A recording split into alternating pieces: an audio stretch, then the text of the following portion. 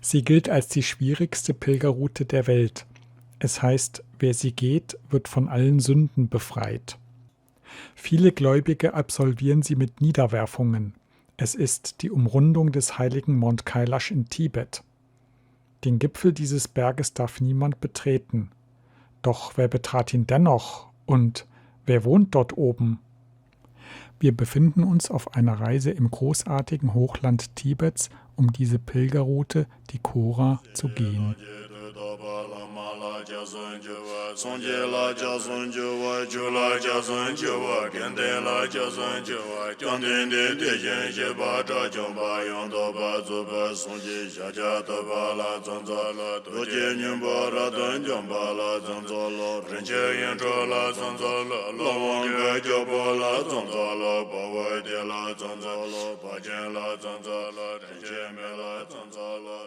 Buddhisten nennen ihn Gan Rinpoche, das große Schneejuwel. Ihrem Glauben nach ist hier das Zuhause von Buddha Chakrasambhara, der Meditationsgottheit für das Rad der höchsten Wonne, dem Freudenszustand, der das Rad der Wiedergeburt anhält. Hier ist das Zentrum eines riesigen, vollendeten Mandalas, eines von der Natur geschaffenen Mandalas, in dem auch die Seen und die Flüsse ihren Platz einnehmen.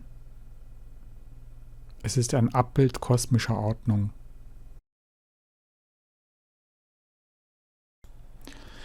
Für Hindus ist der Gipfel der Wohnsitz von Shiva und seiner Frau Parvati. Shiva, der Zerstörer des Bösen. Shiva, der Transformierende. Die Ursprünge der mystischen Deutung liegen in der hinduistischen Kultur des alten Indiens. Für Hindus ist er die Symbolisierung des mythischen Weltenbergs Meru. Er ist die kosmische Achse. Er ist das Zentrum des Universums.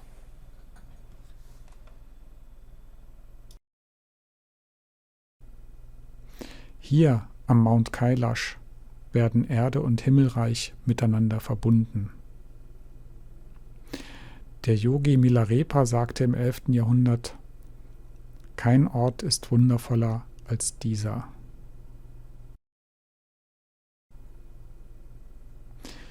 Der Ausgangspunkt unserer Khora ist Darchen im Süden des Mount Kailash.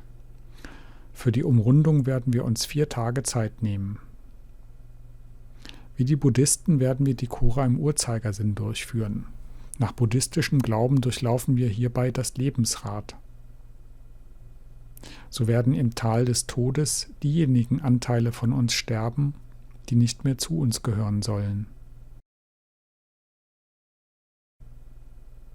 Doch zuvor werden wir in Lager 2 auf 5300 Meter schlafen. Am 3. Tag haben wir somit ausreichend Zeit für den Aufstieg zum Drol Mala, dem Pass der Göttin Tara, der Göttin der erleuchteten Weisheit, oder auch dem Pass der Wiedergeburt auf fast 5700 Metern.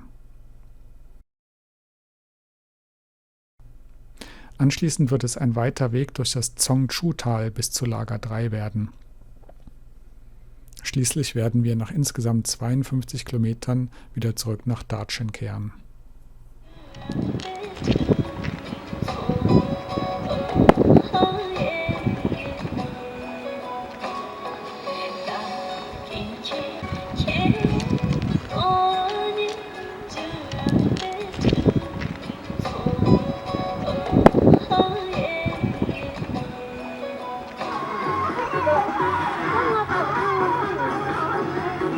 가리 겁니다.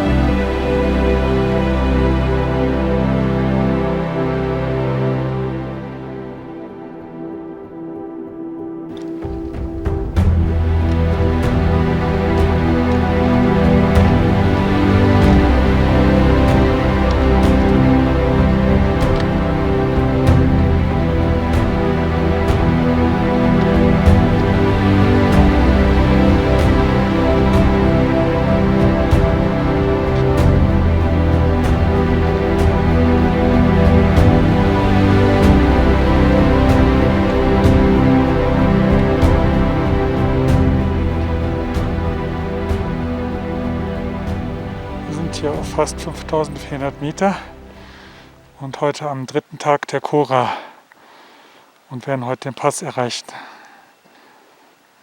Es sind hier viele Einheimische unterwegs, die viel schneller gehen als wir. Und einige von uns nutzten heute das Pferd.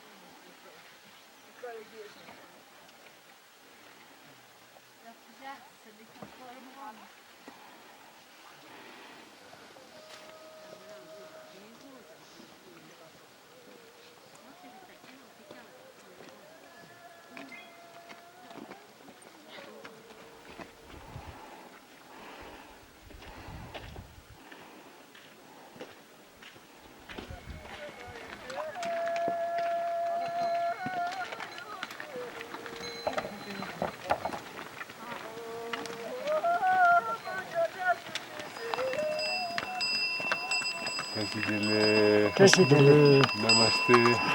Namaste.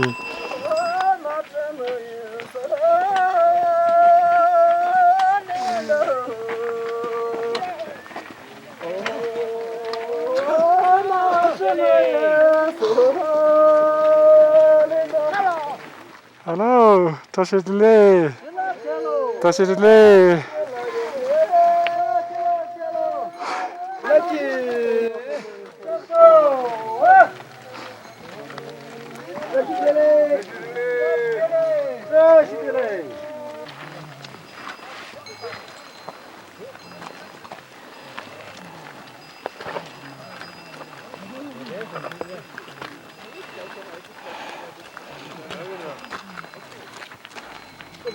Komm halt unheimlich schwer aufs Pferd.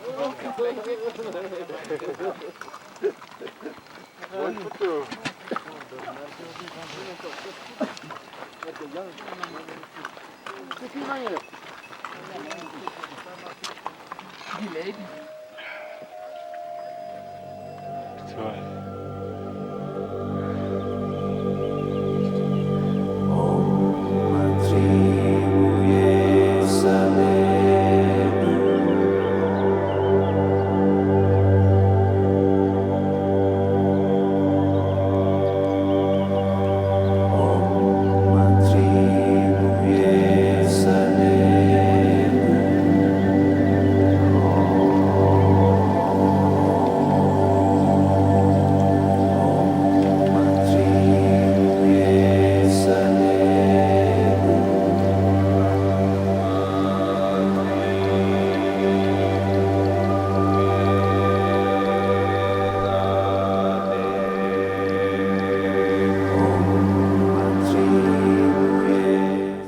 Es ist der Wind, der sie in die Welt trägt, die Mantras und die Gebete.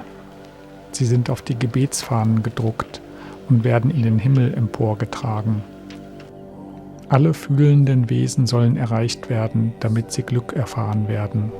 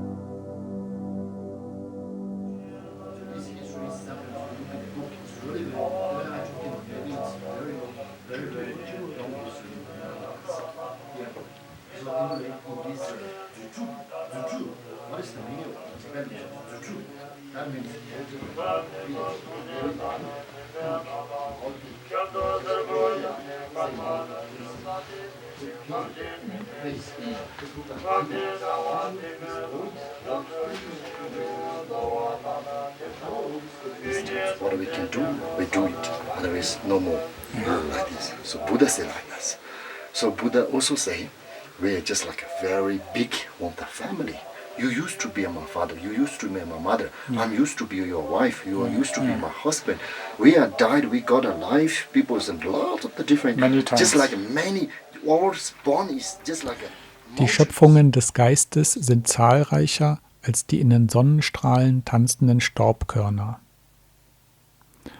formulierte der große tibetische Yogi Milarepa, der hier meditierte.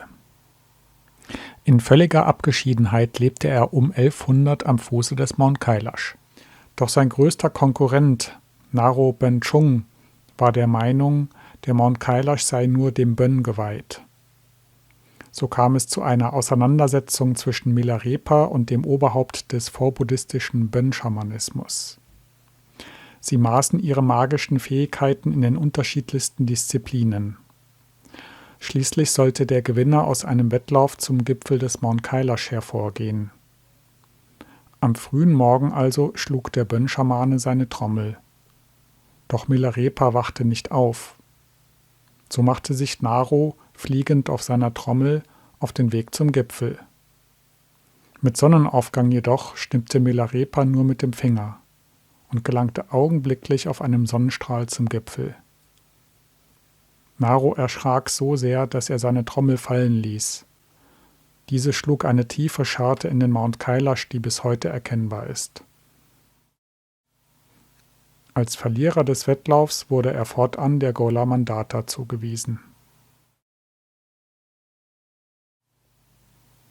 Nach dem Besuch der Zotolpuk-Gompa mit Milarepas Meditationshöhle beenden wir unsere Kora und kehren nach Dachen zurück.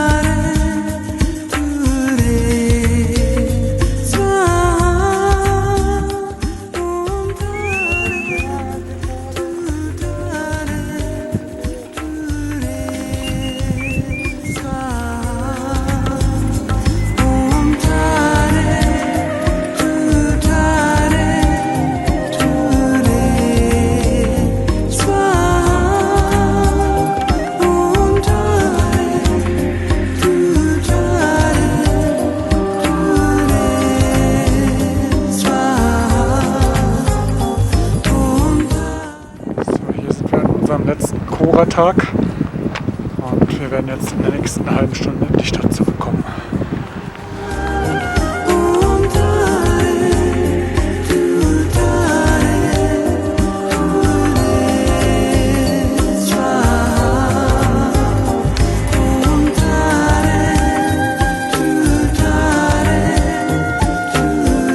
Ja, das spitzt da raus. Da spitzt da raus, der Kailash.